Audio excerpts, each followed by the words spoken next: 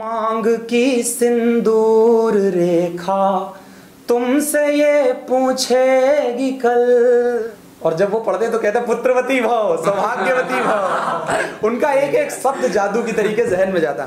तब यही बिछुए महावर। चलो स्टार्ट कर। अच्छा, जिस खिलाड़ी की बात हम लोग कर रहे हैं या खिलाड़ी कह लो, अब उनको खिलाड़ी कहना बेकार है, वो खेल है अब तो पूरा।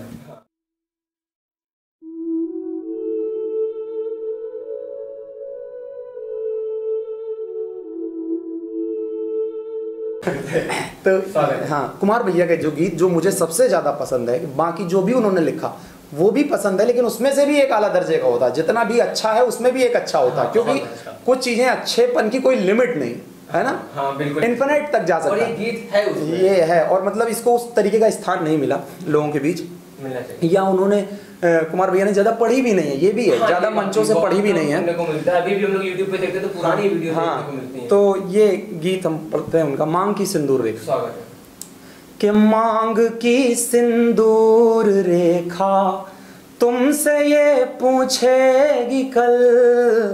मांग की सिंदूर रेखा तुमसे ये पूछेगी कल। यूं मुझे सर पर सजाने का तुम्हें अधिकार क्या है।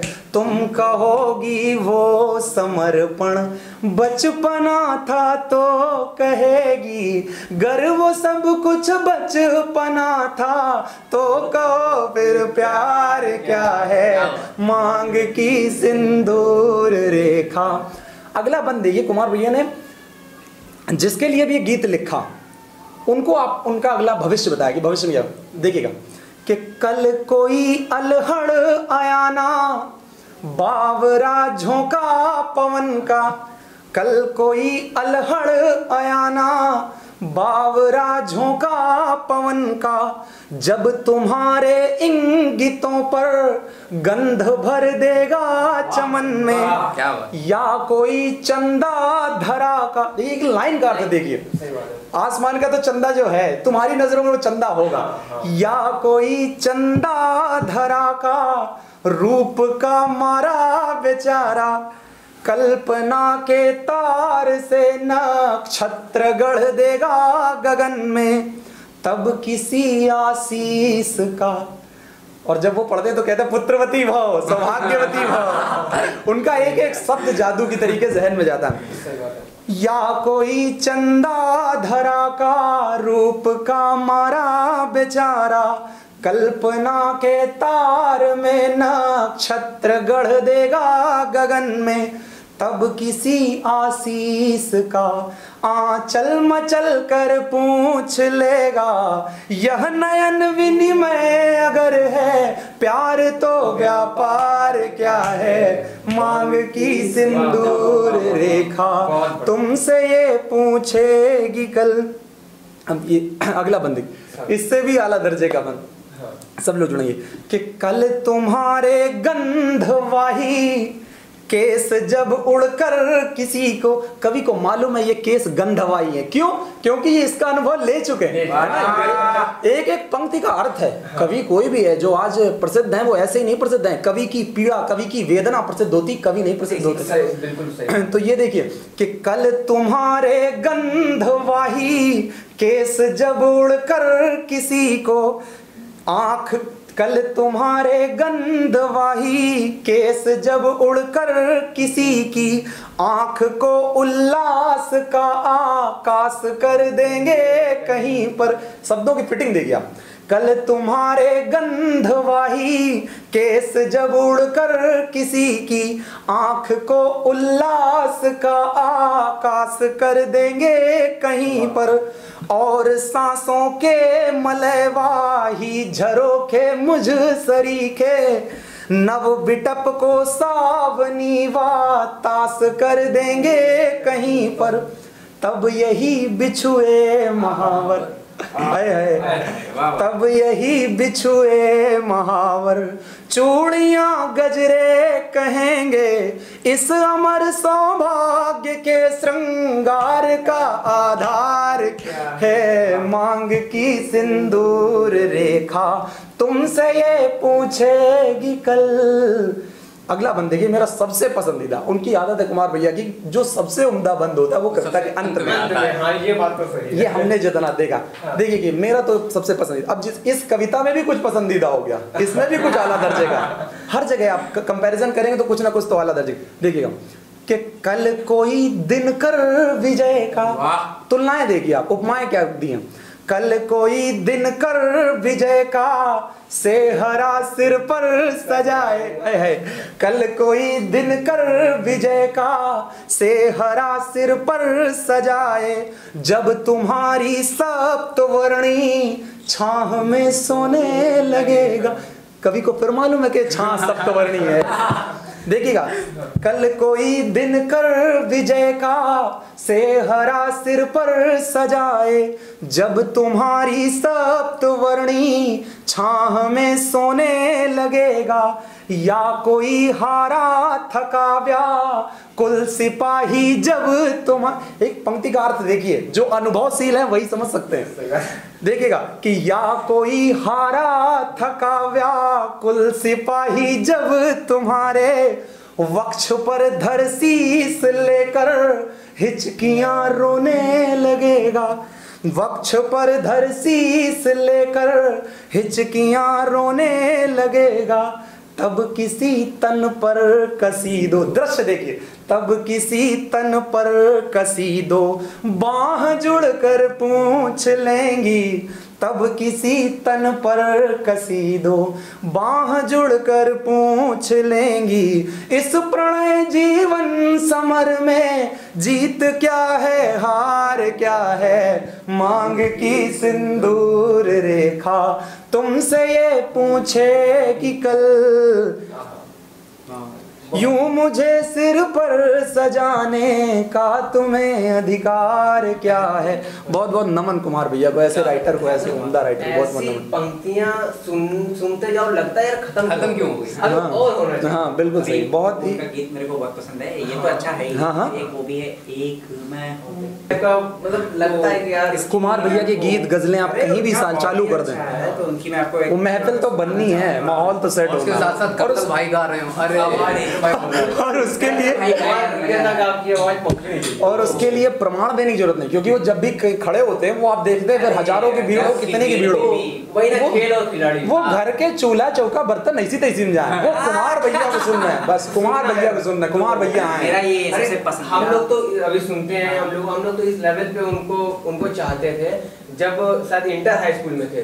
तो उस वक्त क्या था, यूट्यूब का तो उतना सीन नहीं था। तो वो आते थे, जैसे आज तक पे उनका इंटरव्यू आ रहा है तो हमारा दोस्त मोबाइल की टीवी के स्पीकर पे लगाता है मोबाइल, पूरी रिकॉर्ड करके हमें भेजता है, फिर हम अपने मोबाइल पे कान लगा कर सुनते हैं। एग्जैक्टली कविता करना इस जनरेशन के जिस भी बंदे ने स्टार्ट किया है कुमार भैया को ही देखा है। हम भी जब शुरुआत में कविता करना स्टार्ट किया था कुमार भैया को ही देखा था।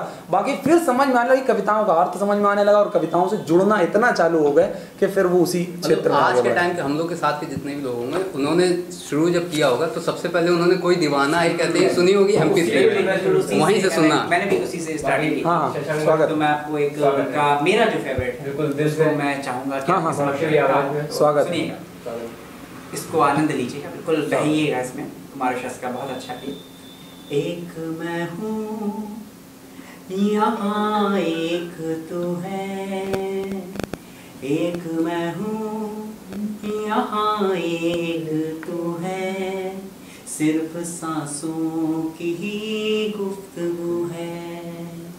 चांद के साज पर रोशनी गीत गाते हुए आ रही है, तेरी जुल्फों से छनकर वो देखो, चांदनी नूर बरसा रही। जिंदाबाद जिंदाबाद। वक्त यूं ही ठहर जाए हमदम, दिल की इतनी सी एक आरज़ू है। वाह। एक मैं हूँ यहाँ एक तू है, सिर्फ सांसों की ही गुफ्तगू है। फिर आगे सुनिएगा। दूर धरती के कांधे पे देखो, आसमां झूम कर झुक गया है, नर्म बाहों के घेरे के बाहर शोर दुनिया का रुख सा गया है। मेरे ख्वाबों में जो तैरती थी अप्सरा तू वही हूबहू है। एक मैं हूँ यहाँ एक तू है, सिर्फ सांसों की ही गुफ्तगू है। जितनी तारीफ उतना कम होगी कुमार जी के लिए। बहुत बढ़िया, बहुत बढ़िया।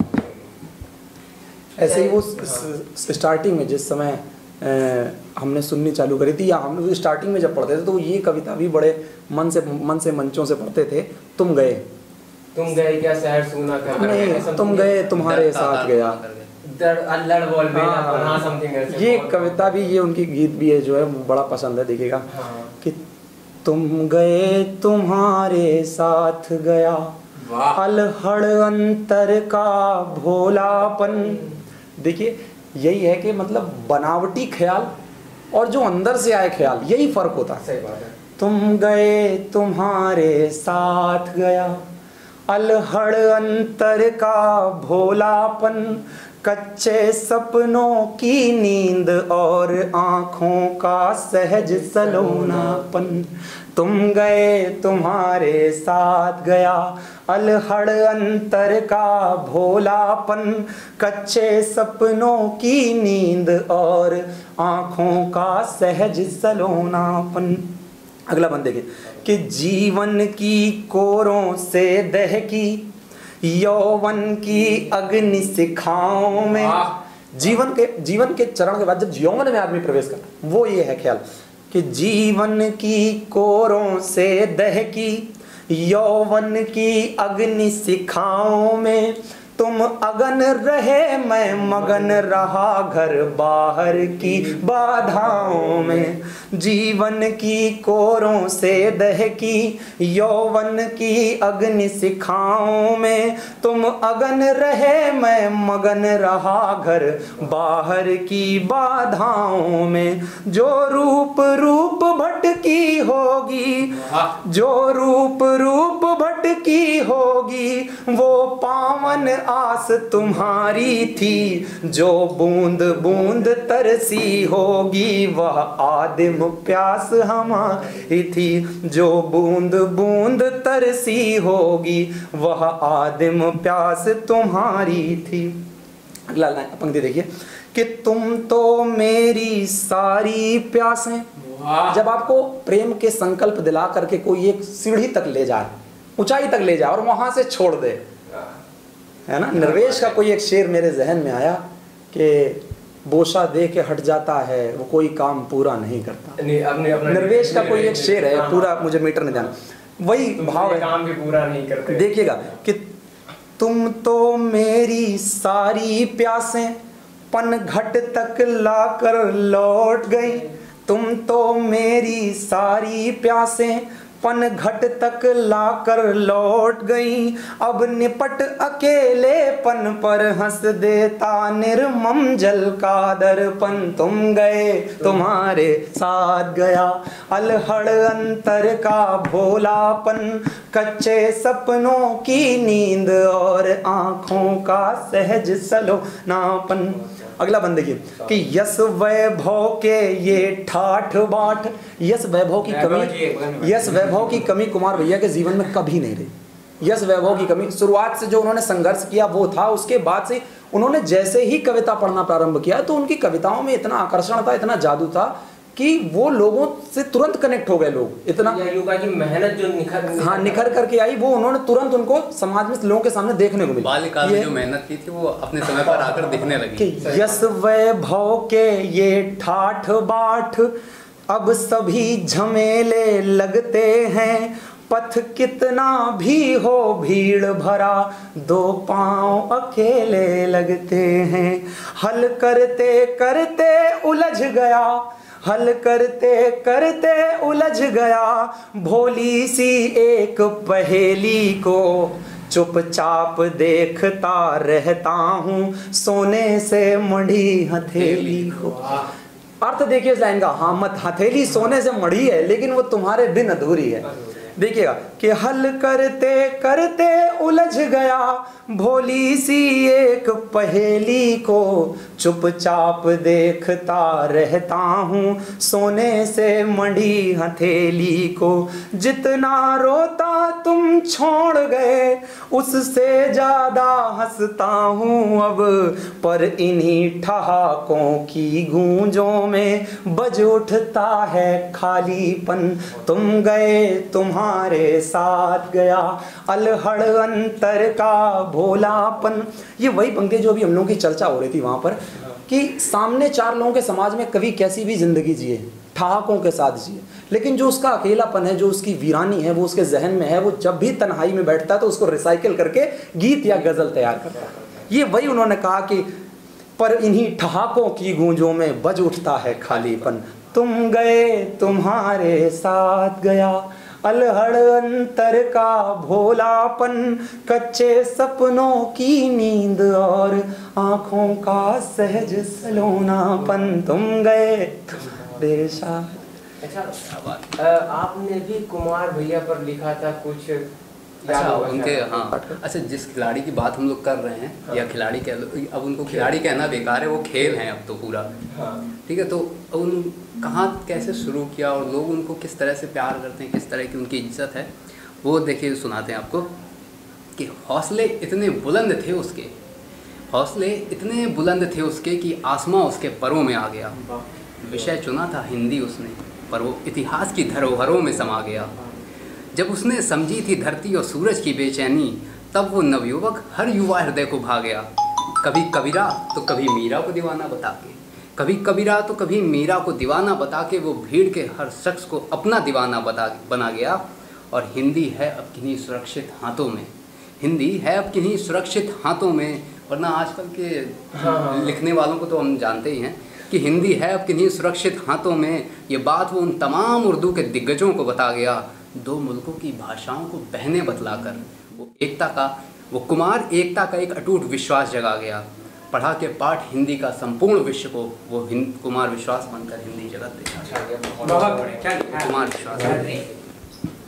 और एक जिसकी अभी आप हाँ, ये एक उनकी कविता और जो मुझे पसंद, यही मतलब कुछ हैं 3-4 जिनमें बहुत ज़्यादा पसंद है। अच्छा, वो कविता उनकी भी गीत ही होते हैं। हाँ। उन्होंने बगैर किसी मीटर के कभी कुछ लिखा नहीं। हाँ, उनके बातें भी करेंगे तो लोगों के कंठ में सरस्वती होती, शारदा उनकी लेखनी में भी है, कंठ में भी है, उनके हर जगह सरस्वती मैया है ना, सरस्वती का मस्तिष्क में तो इतनी सरस्वती मैया है, कुछ पूछो नहीं। लाइब्रेरी मस्तिष्क में जो पढ़ लिया वो याद है। अपना तो अपना याद रखता है, साथ में दूसरे लेखक सबने कवि हैं उनको भी याद रखता है। ये बड़ी बात है। हाँ बिल्कुल।